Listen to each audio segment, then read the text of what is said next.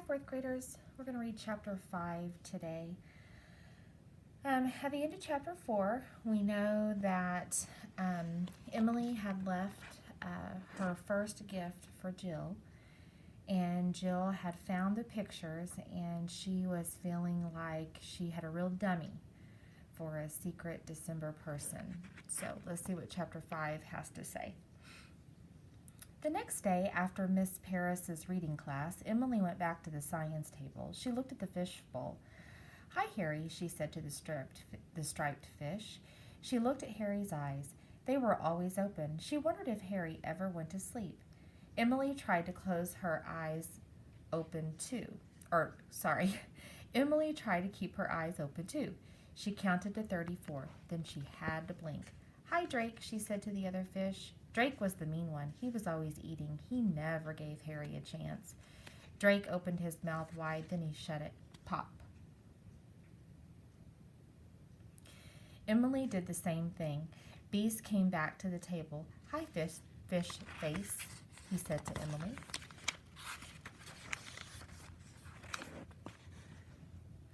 Emily laughed. Beast took a little fish food in his fingers. He tried to drop it on Harry's side of the bowl, but Drake swam over quickly. He opened his mouth to grab the food. "Mean," said Beast. "Did you get your present today?" Emily asked. Beast shook his head. "No. Well, maybe." "What?" Emily began. "I found a good and plenty candy in my desk." "That's not much," Emily said. "No," said Beast. I had good and plenties last week. This one may be left over. Did you get a present?" Emily shook her head. "Not yet. I thought I saw someone put," Beast began, then he closed his mouth. "In my desk?" Emily said. Beast pressed his lips together. "Who was it?" Emily asked. Beast covered his mouth with his hand. He shook his head. "Don't ask me," he said. "All right, class," Miss Rooney said. "It's time to start our December presents." All the children raced back to their seats. Emily reached into her desk. No present. Miss Rooney held up one of the baggies. "Guess what I have?" "Macaroni," someone said. "Not just ordinary macaroni," Miss Rooney said. She held up some fat shells. She held up some short, squiggly ones. Then she held up some... Oh, sorry, fourth graders. Hang on just a second.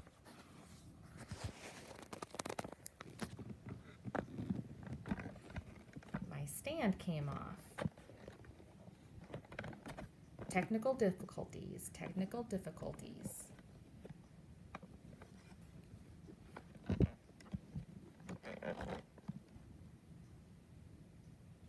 Okay, sorry about that.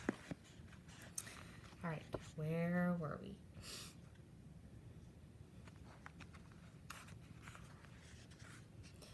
"Macaroni," someone said.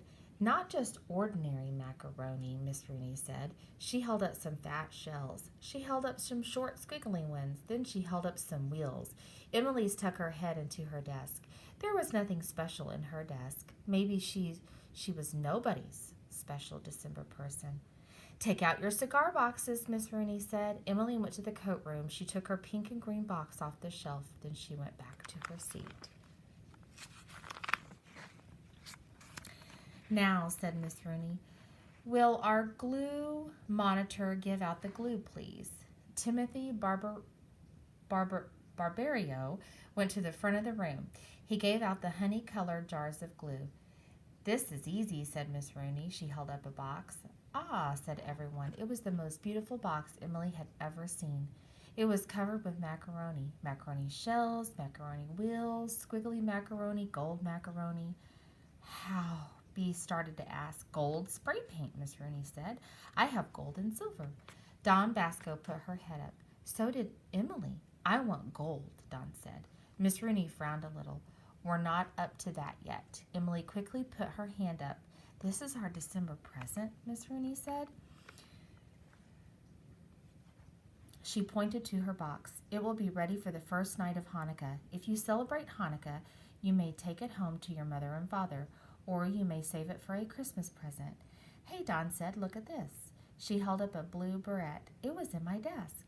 Jill looked as if she was going to cry. "I didn't get anything," Jill said. Emily wanted to hit her right in her big fat white snowball head. "You did so," she started to say. Then she shut her mouth. Jill turned around. "What did you say, Emily?"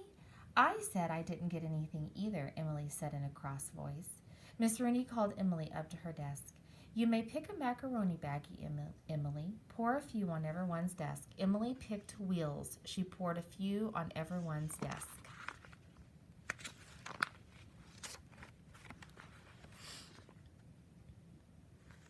She poured 5 on Beast's desk because he was her friend.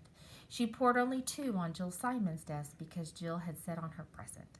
She poured only 1 on Don Basco's desk because she still remembered the green stain.